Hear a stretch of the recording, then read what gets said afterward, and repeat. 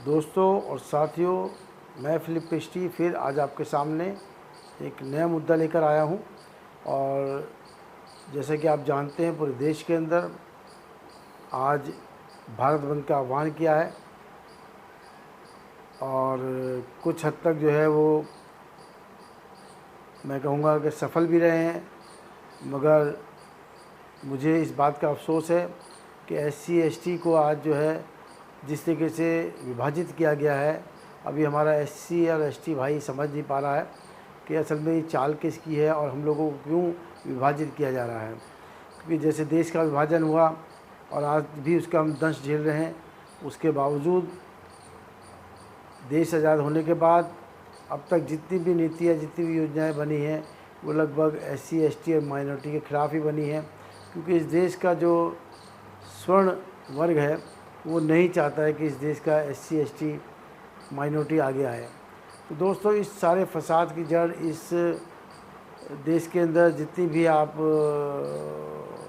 परेशानियां देख रहे हैं या जितना हम पर अत्याचार किया जा रहा है या जितना हमको विभाजित किया जा रहा है, इसके पीछे एक ही संस्था है जो देश में काम कर रही है, जिसके 350 जो है शाखाएं हैं और वो रोज़ शाखाएं भी लगाती है, और उस संस्था का नाम है RSS।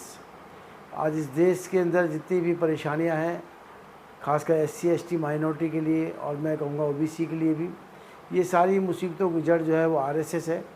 RSS नहीं चाहती इस देश के अंदर जो है खुशनुमा माहौल बने, देश का भाईचारा बढ़े, देश में सब लोग एकजुट होकर चलें, मिलजुल कर रहें। जो हमारी एक संस्कृति थी, गंगा जमुना तहजीब जिसको हम बोलते थे, आज वो कहीं ना कहीं धूमिल हो चुकी है। और इसके पीछे सबसे बड़ा दिमाग और हाथ RSS का है। RSS ने पूरे देश के अंदर उथल पुथल मचा रखी है, सिर्फ अपनी सत्ता हासिल करने के लिए, अपने को सत्ता पर काबिज करने के लिए। दोस्तों, ये वो संगठन है, ना तो इसने आज़ादी के समय कुछ काम किया और ना आज़ादी के बाद। अगर किया है तो देश को बांटने का, लोगों को गुमराह करने का, और जितना भी हमारा SC ST समुदाय है, आज भी इनको हिंदू के नाम पर छला जाता है। उनको बताया जाता है कि तुम हिंदू हो। जैसे चुनाव आते हैं तो इनको हिंदुओं की उपाधि दे दी जाती है और पूरे देश में एक आवाज़ आती है कि हिंदुओं इकट्ठा हो जाओ, और हिंदू जो जाति है वो खतरे में है। तो इस जाति को विशेषकर हिंदू नाम दिया गया है। ऐसा हिंदू नाम से कोई भी जाति नहीं है, सबकी अपनी अलग अलग आइडेंटिटी है। और दोस्तों, जैसे मैं आपको बता रहा हूँ कि इस देश में एक ही जड़ है जिसने जो है इस देश को बांट रखा है, वो है RSS। तो RSS के बारे में मैं जितना बोलूँ उतना कम है।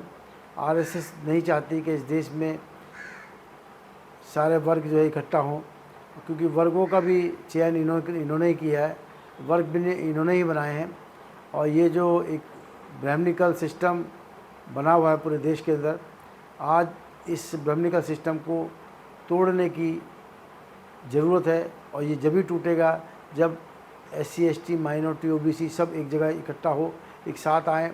जैसा कि अभी आपने देखा कि लेटरल एंट्री से भी जो है अब UPSC की कोई ज़रूरत नहीं रही। लेटरल एंट्री से भी IAS IPS ICS बनाए जाएंगे और इनके अपने ही लोग होंगे, जो हमारे लोग होंगे उनको 1-2 नंबरों से फेल कर दिया जाता है। और एक तरफ एंट्री होती है, लेटरल एंट्री होती है, जिससे कि डायरेक्ट जो है उनको जॉइंट सेक्रेटरी और बड़े बड़े पदों पर जो है उनको तैनात कर दिया जाता है, क्योंकि इन्होंने देश को चलाना है। इनकी मंशा हमेशा ये रही है कि देश को हम चलाएं, और चला भी रहे हैं, चाहे आज़ादी से पहले, आज़ादी के बाद इन्हीं लोगों का प्रभुत्व रहा है।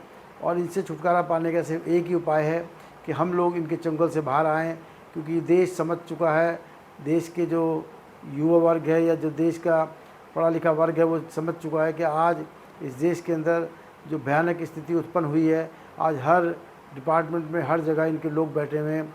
हालांकि गिनती में 2.5 से 3% लोग हैं, ये ब्राह्मणिकल सिस्टम जो है 2.5 से 3% है, मगर आज हर जगह ये लोग जो है ऊँचे असीम पदों पर हैं। क्योंकि कहीं भी आप देखेंगे जहाँ भी डिसीजन मेकिंग का काम है, वो लोग कोई और नहीं, यही ब्राह्मणिकल सिस्टम है, यही ब्राह्मण लोग हैं। और इसके बाद दूसरा नंबर आता है बनिए का इस देश में, ये दोनों ही जो लोग हैं एक दूसरे के पूरक हैं, क्योंकि बनिया जानता है अगर ब्राह्मण है तो मैं हूँ, अब ब्राह्मण को पता है अगर बनिया है तो मैं हूँ, क्योंकि दोनों एक दूसरे के पूरक है, दोनों एक दूसरे का खर्चा वहन करते हैं, दोनों एक दूसरे के साथ जो है इस देश के अंदर राज करना चाहते हैं और राज कर भी रहे हैं। तो दोस्तों, इन दोनों से अगर आपको निजात पानी है तो अपने लोगों को व्यवसाय की ओर लेकर जाना होगा, अपने लोगों को राजनीति में लेकर आना होगा, और अपने जितना भी हमारा SC ST और OBC वर्ग है, माइनॉरिटी वर्ग है, इसको ज़्यादा से ज़्यादा शिक्षा की ज़रूरत है। जितना ज़्यादा शिक्षा की ओर ये अग्रसर होंगे उतना ही ज़्यादा जो है इनके लिए और हमारे देश के लिए अच्छा होगा। क्योंकि आप जानते हैं कि आज जो ब्राह्मण सिस्टम है वो अपने बच्चों को अच्छा पढ़ाते हैं, लिखाते हैं, विदेश भेजते हैं, बड़े बड़े पदों पर आसीन कराते हैं, मगर आज हमारा आदमी जो है बहुत पिछड़ गया है इनसे। तो अब हमें ज़रूरत है आगे राजनीति में और व्यवसाय में आने की, क्योंकि दोनों जगहों पर इनका कब्जा है। और जो इसके अलावा भी कुछ और भी स्वर्ण जातियाँ हैं जो इस प्रकार की चीज़ों को समझ चुके हैं, और आज वो उनका जो है इनके संग जो है बहुत अच्छा तालमेल है। मैं उन लोगों का नाम तो नहीं लेना चाहूँगा, मगर देश के आज आप जानते हैं व्यापार के ऊपर, और चाहे वो गिनती में बड़े थोड़े लोग हैं मगर उनका भी जो है प्रभुत्व है आज राजनीति में भी और व्यापार में भी। तो दोस्तों, मेरा आपसे ये कहना है कि जब तक आप इस RSS की थॉट्स को नहीं समझेंगे और जब तक इनके चाल को आप नहीं समझेंगे, आप इनसे मुकाबला नहीं कर सकते। कभी भी देखिए RSS किसी का जो है विरोध नहीं करता है, क्योंकि वो क्या करता है, जो विरोध करने वाले लोग होते हैं अन्य जाति के लोग, उनको वो अपने में मिला लेते हैं या उनको ख़रीद लेते हैं। मगर RSS के लोग कभी भी विरोध नहीं करते, क्योंकि वो जानते हैं उनको विरोध करने से नहीं मिलेगा, उनको सत्ता में जाने से सब कुछ मिलेगा, उनको जो है व्यवसाय से सब कुछ मिलेगा। तो दोस्तों, वो उस तरफ चल पड़े हैं और हम लोग सिर्फ विरोध की ही राजनीति करते हैं। और आज विरोध की राजनीति करते करते हमारा ये हश्र हो गया है कि हम लोग विरोध करने के बाद कुछ भी नहीं हमको मिल पाता है, बस मिलता है तो सिर्फ आश्वासन और आश्वासन। इस आश्वासन में हमने जो है 78 साल गुजार दिए, हमें अभी तक कुछ नहीं मिला। और मैं नहीं समझता कि जब तक हम इन चीज़ों पर आगे नहीं आएंगे, अपनी शिक्षा पर, व्यवसाय पर, राजनीति पर, तब तक हमें कुछ और मिल पाएगा, मुझे नहीं लगता है। तो इसीलिए दोस्तों, मैं आपसे फिर ये कहूँगा कि आप इनकी चाल को समझिए और इनके कामों को देखिए, किस प्रकार ये काम पूरे देश में कर रहे हैं। और आज पूरे देश को इन्होंने विभाजित कर रखा है, चाहे वो जाति के नाम पर, चाहे वो धर्म के नाम पर। अब आपको मैं कहता हूँ, जो धर्म की बात जो मैंने अभी आपको कही है, पूरे देश के अंदर इन्होंने धर्म को इतना उच्च कोटि का बना दिया है कि आज वो 10-10, 15-15 साल के बच्चे आज वो बाबा बने हुए हैं, फ़कीर बने हुए हैं। आज उनके ऊपर देवी या देवता आ रहे हैं, वो जगह जगह निवारण कर रहे हैं लोगों की समस्याओं का। उनकी खुद की जो है समस्या इतनी है, मगर उन समस्याओं पर ध्यान न देकर और लोगों की समस्याओं पर जो है काम कर रहे हैं, क्योंकि उनको पता है हर इंसान के संग एक समस्या होती है और हर आदमी किसी न किसी समस्या से ग्रसित होता है।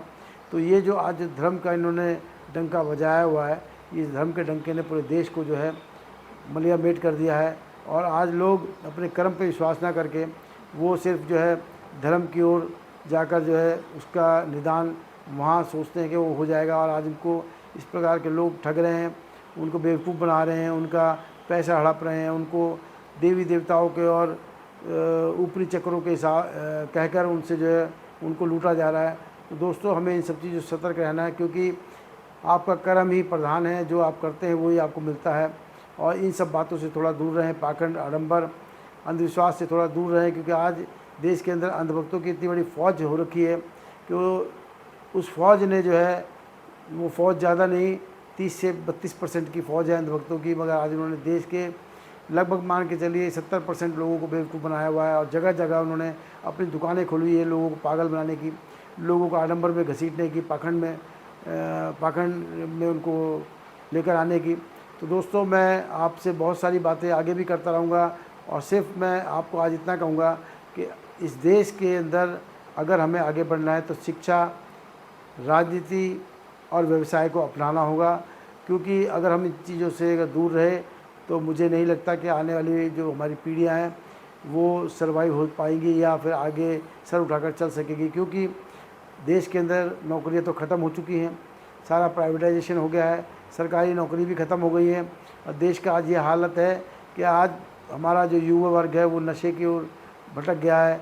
चाहे वो किसी भी प्रदेश में आप चले जाइए, हमारे जो युवा बच्चे हैं वो सब नशे की लतों में पड़ चुके हैं और इनके जो बच्चे हैं वो विदेशों में जाके पढ़ाई कर रहे हैं, IAS IPS की तैयारी कर रहे हैं, ICS बन रहे हैं। हमारे लोग क्या करते हैं, सिर्फ वो धर्म में फंसे रहते हैं। कहीं कोई कांवड़ उठा रहा है, कहीं कोई जागरण कर रहा है, कहीं कोई माता की चौकी लगा रहा है। ये सिर्फ मैं हिंदू धर्म की बात नहीं कर रहा हूँ, ये मैं मुस्लिम और ईसाई धर्म की बात कर रहा हूँ कि वहाँ पर भी जो युवाओं को उनके जो पादरी हुए या उनके मौलाना हुए, उन्होंने भी उनका बेजा फ़ायदा उठाया हुआ है और वो लोग नहीं चाहते कि उनकी कौम, उनका युवा वर्ग आगे बढ़े। उन्होंने भी उनको पाखंड में लिप्त कर रखा है और उन्होंने भी जो है इसी प्रकार की चीज़ों में उनको जो है फंसा रखा है ताकि वो अपने हक, अधिकार, न्याय या अपने रोज़गार की बात ना करें और वो धर्म में फंसे रहे। तो धर्म चाहे कोई भी हो, सब धर्मों के अंदर यही हाल है। मैं अकेले से एक हिंदू धर्म को ही नहीं टारगेट कर रहा, मगर हाँ इतना ज़रूर कहूँगा कि बहुसंख्यक होने के नाते जो उनका एक लोगों के प्रति जो एक विचारधारा है वो बहुत ही ज़्यादा खतरनाक साबित हो रही है। क्योंकि हिंदू तो देखिए, मैं ये कहता हूँ, मैंने भी बहुत इतिहास पढ़ा, रोज़ मैं पढ़ता हूँ और मुझे ये पता है कि ना तो यहाँ आदिवासी हिंदू है, ना यहाँ पर दलित हिंदू है, ना यहाँ पर जो अल्पसंख्यक हिंदू है। हिंदुओं के नाम पर से उनको बरगलाया जाता है, उनको इकट्ठा किया जाता है, उनसे काम निकाला जाता है, उनको बेवकूफ़ बनाकर देश की राजनीति में उनको आगे कर ये अपना सत्ता का रास्ता बनाते हैं। तो दोस्तों, इस सत्ता के रास्ते को रोकने के लिए और आपको जो है इस सत्ता के रास्ते पर आना होगा और उनके लिए रास्ता रोकना होगा। वो तभी होगा जब आप अपने नुमाइंदों को जो है लेजिस्लेटिव असेंबली में या संसद में भेजेंगे। वो तब होगा जब आपके बीच में से जो लोग बनकर वहाँ पर पहुँचेंगे, ना कि किसी पार्टी के। क्योंकि अभी होता क्या है कि जितनी भी पार्टियों के नुमाइंदे वहाँ पर होते हैं वो पार्टी लाइन की बात करते हैं। तो दोस्तों, मैं फिर आपको ये कहूँगा कि ये पार्टी पॉलिटिक्स छोड़कर आप वो राजनीति कीजिए जिससे देश का भला हो, इंसान का भला हो और पूरे संसार का भला हो और हर वर्ग का भला हो। तो दोस्तों, मैं सिर्फ आज आपको इतना ही कहूँगा। आगे फिर मैं आपके सामने आऊँगा बहुत सारी अपनी बातें लेकर और आपसे भी चाहूँगा कि आप भी कुछ सुझाव दीजिए जिसमें हम अपनी वीडियो बना सकें, आपके सामने ला सकें। दोस्तों, इस देश में बस एक ही जड़ है जिसको अब काटने की ज़रूरत है और ये पेड़ बहुत फल फूल गया है और इस पेड़ का नाम है RSS, राष्ट्रीय स्वयं सेवक संघ। तो दोस्तों, इस राष्ट्रीय स्वयं सेवक संघ को ख़त्म करने के लिए हम लोगों को अब आगे आना होगा और इनकी चाल को समझकर जो है इनसे हमें जो है अपने हक, अधिकार, न्याय लेने होंगे। और ये सब डॉक्टर अंबेडकर हमें दे चुके हैं कानून के रूप में, एक कॉन्स्टिट्यूशन के रूप में, मगर आज भी वो कॉन्स्टिट्यूशन हम सही तरीके से इम्प्लीमेंट नहीं करा पाए हैं और जो कानून हमारे लिए बने हैं उनको ध्वस्त कर रहे हैं। इनको ध्वस्त करने से रोकने के लिए हम लोगों को जो है अपने हाथ में सत्ता लेनी होगी, अपने हाथ में राजनीति लेनी होगी, अपने हाथ में व्यापार लेना होगा। और सबसे बड़ी बात है शिक्षा की। अगर शिक्षा पे अगर हम लोग ध्यान नहीं देंगे तो हमारा जो ये वर्ग है, जिसे मैं शोषित वर्ग कहता हूँ, मैं किसी जाति धर्म के नाम से नहीं बोलता, ये सब शोषित जो है लोग हैं, इनको इसमें से निकालने के लिए, उबारने के लिए शिक्षा हमें बहुत ज़रूरी है, शिक्षा की बहुत ज़रूरत है और आगे चलकर जो है हम शिक्षा पर बात करेंगे। तो दोस्तों, आज के लिए बस इतना ही। फिर मैं आपसे मिलने आऊँगा, आपसे फिर कुछ मुद्दों पर बात होगी। आज के लिए बस इतना ही। धन्यवाद।